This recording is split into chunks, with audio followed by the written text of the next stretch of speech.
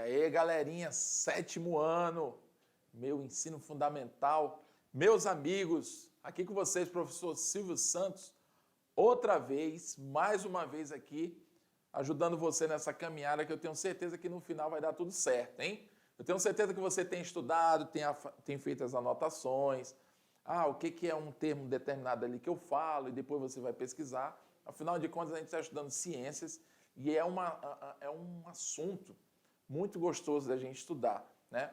Eu tenho certeza que você, depois dessa aula, olha aqui para mim, não vai mentir não, depois dessa aula você pega ali o dicionário, você vai na internet pesquisar, né? Só que não, hein? Mas vamos lá, pessoal. Hoje a gente vai falar sobre o quê? A gente vai falar sobre o que mesmo? Sobre reino Monera. O reino Monera que é formado aí pelas bactérias, tá? É interessante a gente entender, pessoal, que as bactérias são os primeiros seres vivos do nosso planeta. Isso mesmo, as bactérias, pessoal. Isso. Os primeiros seres vivos, eles surgiram no ambiente aquático e esses seres vivos foram os seres procariontes, os seres do reino Monera, que a gente chama de bactérias e cianobactérias, também conhecidas como algas azuis. Aí eu te pergunto assim, será que porque eles são bactérias, né, eles são seres simples, né, as bactérias são seres muito simples em termos de estrutura, aí eu te pergunto, será que elas são menos importantes para a existência, né, do planeta, né, para a existência da vida? Não. As bactérias, além delas terem sido os primeiros seres vivos, por aí você já tira a importância que ela tem num contexto histórico, né? A partir dela foi que evoluíram todos os outros seres vivos. Então ela ganha uma importância muito grande, tá bom? Porém, ela é um ser primitivo, ela é um ser muito simples. E dela evoluíram seres mais complexos, mais desenvolvidos, tá bom? Mas ela nunca deixou de existir. Inclusive, ela causa até muita diferença na nossa vida hoje em dia. Nós temos bactérias que atuam de uma forma amigável, digamos assim, né? De uma forma simbiótica, de uma forma que causam coisas boas para a gente. Uma vez dito, eu posso falar sobre a questão da flora intestinal. Nós temos bactérias no nosso intestino que fazem bem para a nossa digestão. Se elas não estivessem lá, a gente não conseguiria, né, digerir determinados alimentos. Porém, existem bactérias também que causam doenças, tá? Então, existe essa interação entre nós, por exemplo, seres humanos ou então outros animais e várias bactérias. Existe sim, tá bom? E qual que é a principal diferença de uma bactéria para outros seres vivos? É a questão do tipo celular. As bactérias são procariontes, tá? E os outros seres vivos que vêm depois delas são eucariontes. Mas tudo isso a gente vai estar dando uma olhada mais específica na nossa aula. Joga aí na tela, vamos lá.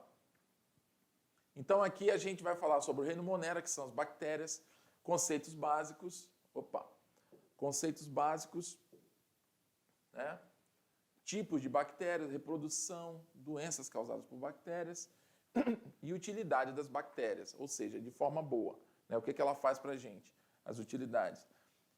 Nós temos aí 3 domínios, nós temos as bactérias, eu estou falando de seres vivos, tá, pessoal? Estou falando...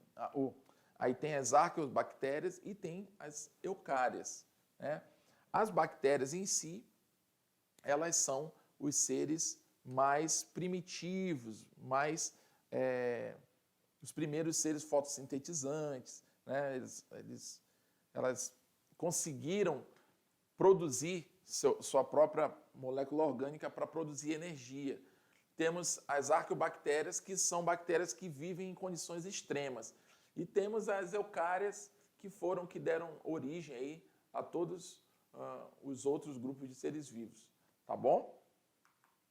Então nós temos as árqueas, bactérias, hipertermófilos, metanógenos e as halófilas extremos, né, que são aquelas que resistem à temperatura, a altas concentrações de metano e altas concentrações de sal, né? Hipertermófilos, temperatura, metanógenos, são bactérias alta concentração de metano e halófilos de sal, tá bom? Então esse é um grupo aí das arqueobactérias, Tá bom, pessoal? Elas são bactérias importantes, são bactérias indicadoras biológicas, né? Por quê? Como assim, professor? Se determinada bactéria, né, está viva num determinado ambiente, significa que aquele ambiente, por exemplo, as halófilas, significa que aquele ambiente ele não tem sal, ele tem uma grande concentração de sal. Se há metanógenos, elas estão presentes no ambiente, significa que ali tem uma grande concentração de metano. Então, assim, elas indicam determinadas características de um ambiente, tá? Essas características que diferenciam essas bactérias são o quê? Elas possuem RNA mais parecido com os eucariotos, tá? Que somos nós, somos os animais, né? Fora as bactérias, fora o reino Monera, pessoal, o reino protista, fungo, animal e vegetal, todos os outros seres são eucariotos, tá? São formados por células eucariontes. Os únicos procariontes são as bactérias, tá? E arcobactérias. Sua parede celular possui polissacarídeo. Já na bactéria comum, ela possui o quê? Peptidoglicana, tá? Vocês vão entender isso mais em outros anos aí, que a gente vai falar sobre isso com mais propriedade. O lipídio, que é a gordura, tá, da membrana, é diferente dos demais seres vivos, tá? E a maioria são autotróficas, quimiosintetizantes. O que quer dizer isso? Autotróficas quimiosintetizantes, elas conseguem retirar, aliás, elas conseguem produzir o seu próprio, a sua própria energia, tá bom? Morfologia das bactérias. A gente tem vários formatos de bactéria, pessoal. E muitas vezes o nome dessa bactéria, ela vai ter a ver justamente com o seu formato, tá? Então nós temos aqui os cocos, que são formados aí por bactérias mais arredondadas. Nós temos os bacilos, tá? Os bacilos são bactérias que têm esse formato assim, parece um bastonete. Temos os espirilos, tá? E streptococcus. Os streptococcus, eles são arranjos de cocos em forma mais linear, né? Já os estafilococcus são uma forma mais agrupada, tá? Temos os vibriões.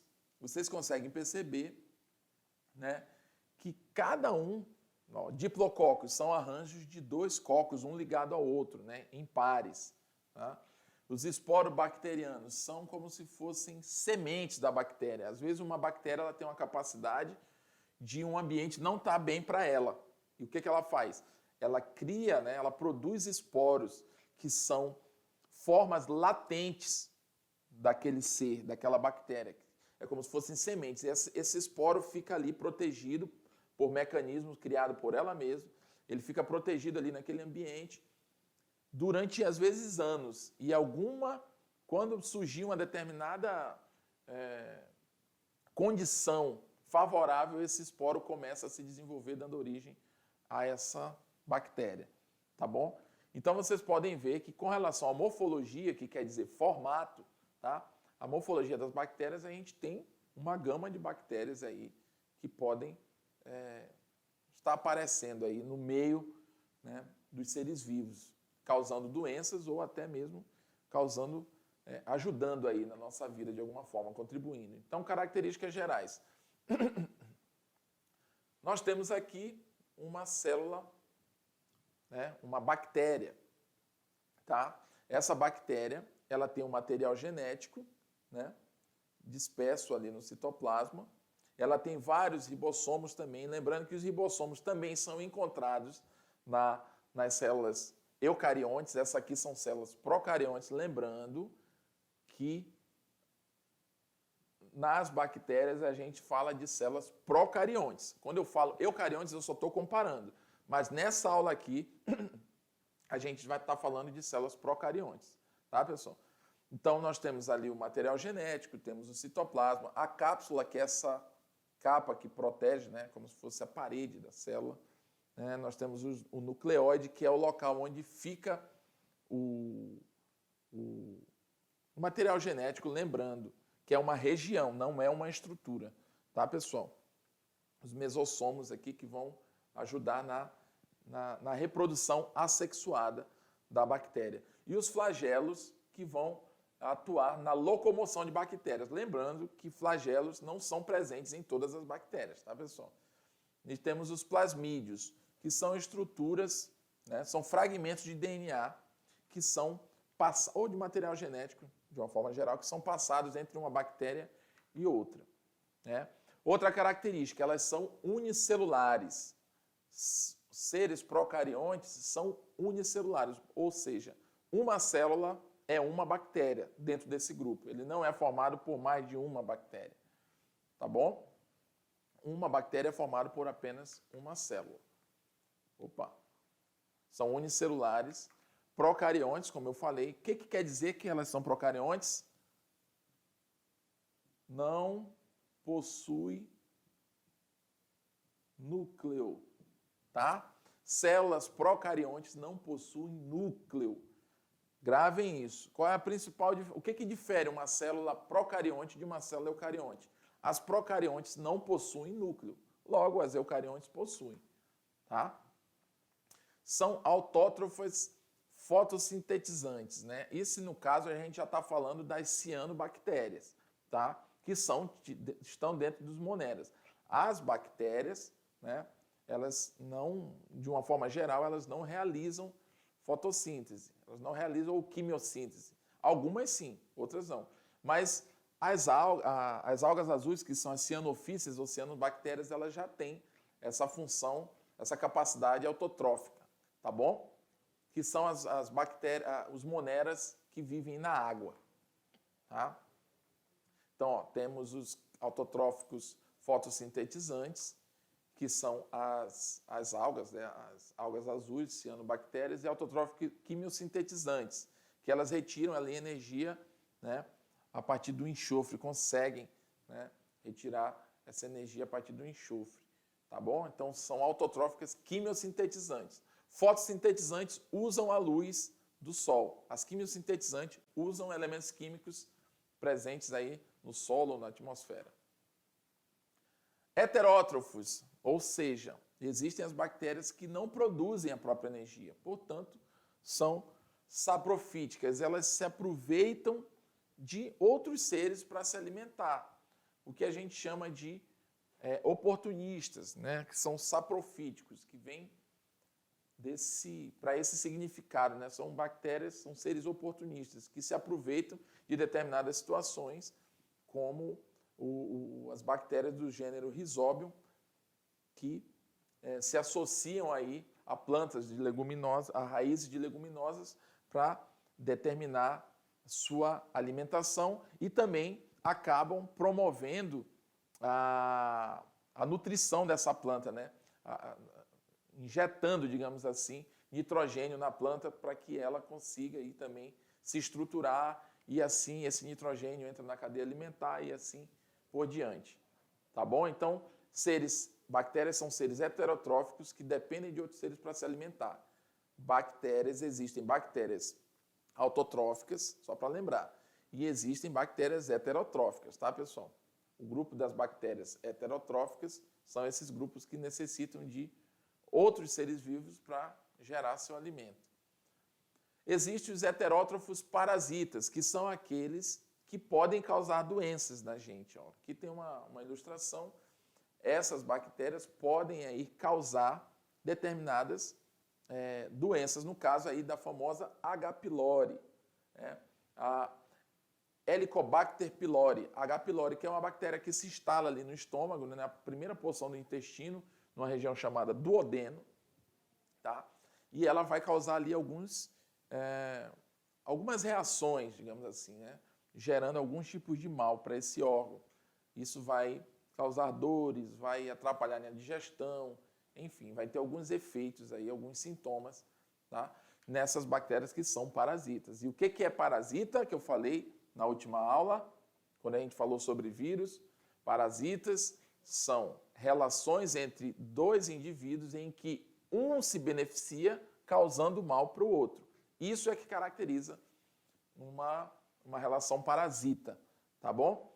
Então, nesse caso, existem também bactérias que são parasitas. E existem bactérias que são simbióticas, ou seja, que são relações harmônicas, que são as bactérias lá do nosso intestino, como eu falei no início, tá bom? Essas bactérias, lactobacilos, né, lactocidina, acidofilina, ou seja, elas estão ali no nosso intestino e promovem a digestão. Elas estão tirando a comida, o alimento para elas, mas liberando, às vezes, substâncias que são necessárias para a nossa sobrevivência. Agora, se essas bactérias estiverem demasiadamente, elas podem causar, de repente, uma infecção intestinal. Ou seja, elas não estão ali parasitando. Mas, se a presença delas for maior, for desequilibrada, ela pode sim causar alguns sintomas. Tá? Por isso você precisa apenas regular. Você não precisa matar essa flora intestinal, porque senão você vai ter também problemas se elas não estiverem ali. Existem as bactérias aeróbicas, né, como as pseudomonas aeruginosas, que elas produzem ali energia usando o oxigênio. São chamadas de aeróbicas. Né? Existem aquelas aeróbicas facultativas. O que são aeróbicas facultativas? Se tiver oxigênio, ela usa. Se não tiver, ela não usa. Tá bom? São facultativas. Existem aeróbias e anaeróbias facultativas. O que são anaeróbicas? São aquelas que não utilizam oxigênio, tá? Aeróbias ou aeróbicas, elas usam oxigênio para produzir energia, e as anaeróbicas não usam oxigênio, né, para produzir energia. Mas isso pode ser facultativo em alguns casos. Se não tiver, ela fermenta. Se tiver, ela oxida. E vice-versa aqui para as aeróbicas. Agora, tem aquelas anaeróbias que não utilizam oxigênio de jeito nenhum. Elas não utilizam oxigênio e, se tiver, ele faz mal para elas, tá bom? Entendam isso também. Tem as anaeróbicas fermentativas ou facultativas que fazem a fermentação. Tá? Essa fermentação pode ser usada de uma maneira interessante, né? Até benéfica por nós em vários casos, como, por exemplo, a produção de iogurte, né, no caso. Tá? São leites, né, bebidas lácteas aí fermentadas. A produção de vinho também, a gente tem a fermentação.